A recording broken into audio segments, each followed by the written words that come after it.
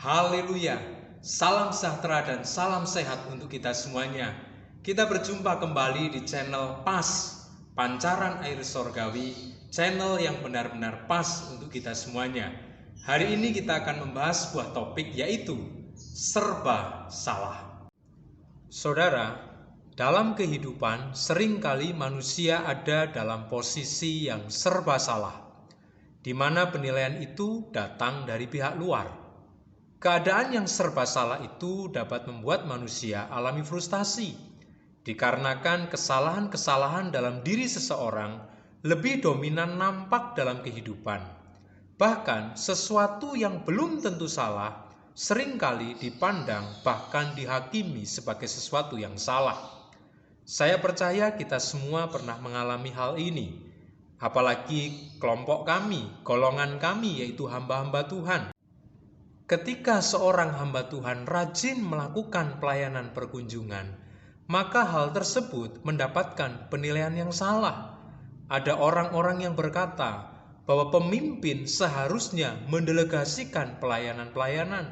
Seorang pemimpin tidak boleh melakukan semua pelayanan. Tetapi sebaliknya, ketika seorang hamba Tuhan, gembala sidang, tidak atau jarang melakukan pelayanan perkunjungan, itu pun dipandang salah. Mereka memberikan penilaian bahwa hamba Tuhan tersebut tidak peduli kepada jemaat. Hamba Tuhan tersebut tidak mau turun ke bawah, tidak mau melihat langsung keberadaan jemaat.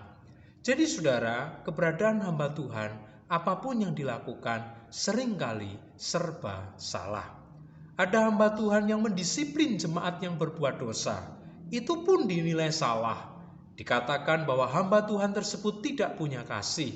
Tetapi sebaliknya, ketika ada hamba Tuhan yang tidak mendisiplin, yang tidak memberi sanksi, yang tidak memberikan teguran kepada jemaat yang berbuat dosa, itu pun juga dipandang salah. Hamba Tuhan tersebut dinilai kompromi dengan dosa, dinilai lemah dalam kepemimpinan, kurang tegas, dan lain sebagainya.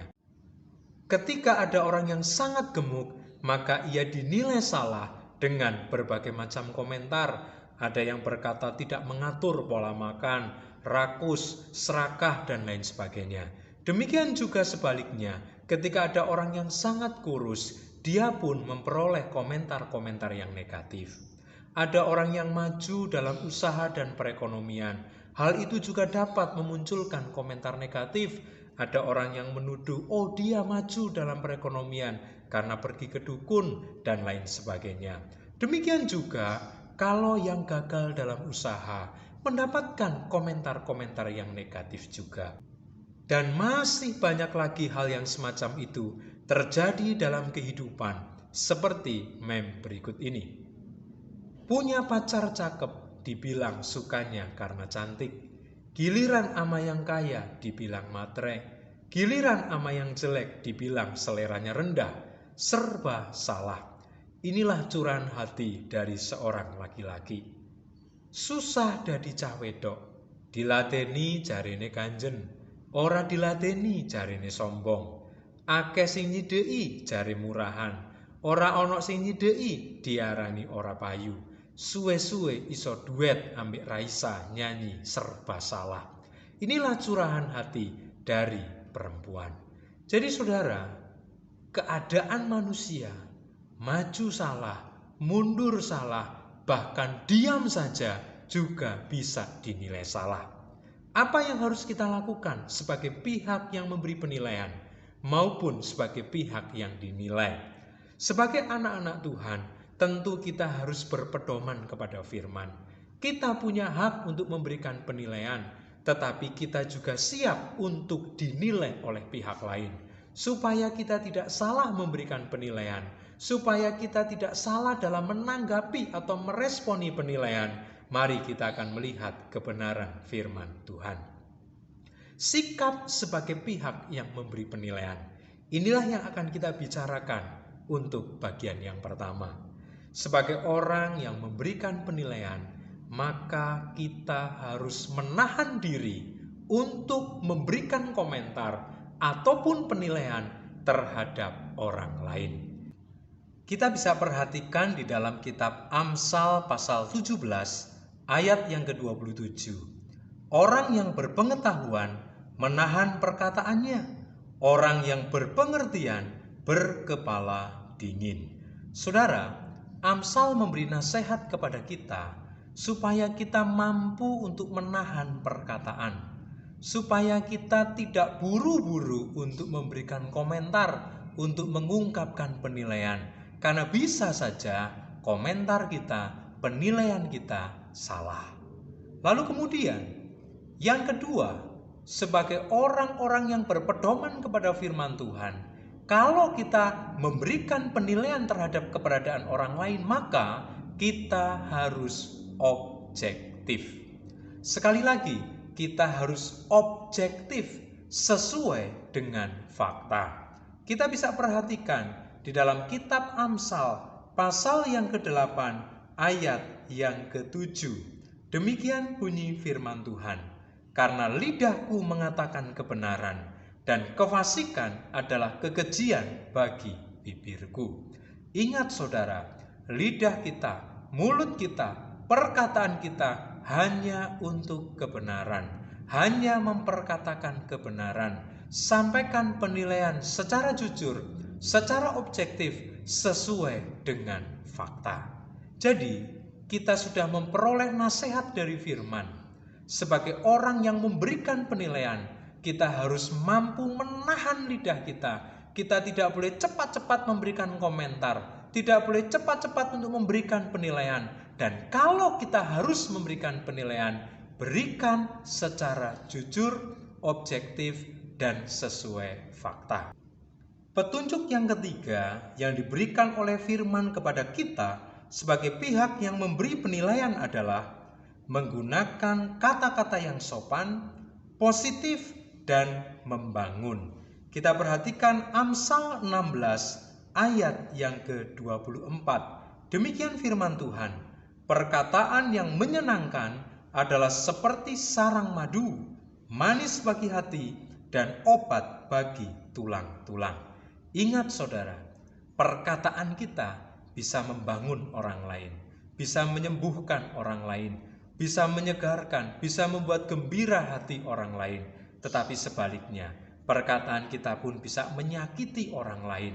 Oleh karena itu, pilihlah, gunakan lidah kita, gunakan kata-kata untuk membangun, untuk menyembuhkan, untuk membahagiakan orang lain.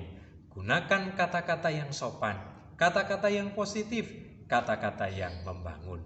Sekarang kita berpindah kepada bagian berikutnya.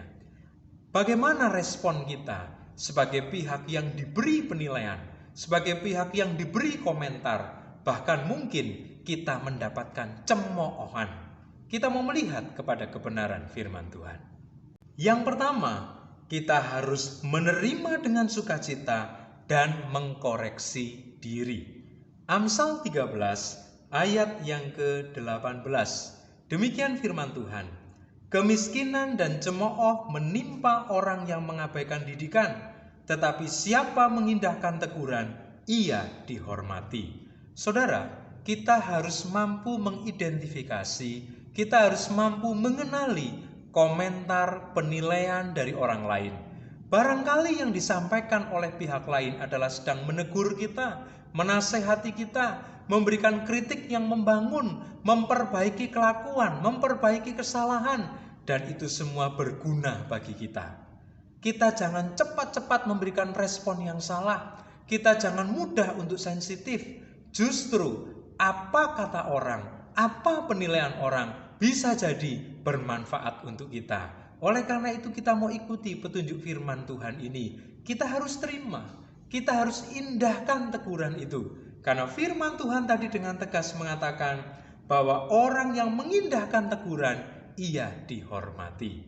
Petunjuk yang kedua yang kita terima dari firman Tuhan sebagai pihak yang mendapatkan komentar atau penilaian adalah kita harus mampu mengabaikan, kita harus mampu acuh, cuek apabila komentar itu merugikan kita. Apabila komentar itu berusaha untuk menjatuhkan kita, berusaha untuk membuat kita susah, apabila penilaian atau komentar itu tujuannya tidak baik.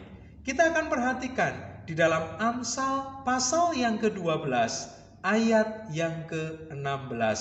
Demikian firman Tuhan. Bodohlah yang menyatakan sakit hatinya seketika itu juga, tetapi bijak yang mengabaikan cemooh. Sekali lagi, tetapi bijak yang mengabaikan cemooh. Saudara, rupa-rupanya cuek acuh adalah Alkitabiah. Sikap cuek acuh adalah petunjuk firman. Firman Tuhan memberitahu bahwa kita mampu untuk mengabaikan karena tujuan dari komentar itu tidak baik. Karena itu adalah cemoohan. Ketika saya dan saudara menerima cemoohan, ketika saya dan saudara meresponi secara berlebihan cemoohan, bahkan mungkin memikirkan dan menyimpan di dalam hati, itu akan merugikan kita. Membuat kita tidak bisa tidur, membuat imun tubuh menjadi turun sehingga mudah terkena penyakit. Cemoohan itu merugikan kita. Oleh karena itu, kita harus mampu acuh, cuek sesuai dengan petunjuk firman Tuhan. Yang ketiga, petunjuk firman untuk saya dan saudara. Apabila kita menghadapi komentar, apabila kita menghadapi penilaian negatif, apabila kita dikatakan salah dan selalu salah, maka kita harus bisa membuktikan dalam perbuatan dan prestasi. Saudara, kita tidak perlu memberikan jawab. Kita jawab saja dengan perbuatan. Kita jawab saja dengan prestasi. Kita jawab saja dengan karakter-karakter positif yang kita tampilkan. Mari kita akan lihat di dalam 1 Timotius 4 ayat yang ke-15. Perhatikanlah semuanya itu, hiduplah di dalamnya, supaya kemajuanmu nyata kepada semua orang. Rasul Paulus memberikan nasihat kepada Timotius. Pada waktu itu, dia yang masih muda diremehkan, dicemooh. Dia yang masih muda seringkali mendapatkan penilaian-penilaian yang negatif dari jemaat Tuhan yang ada di Efesus pada waktu itu.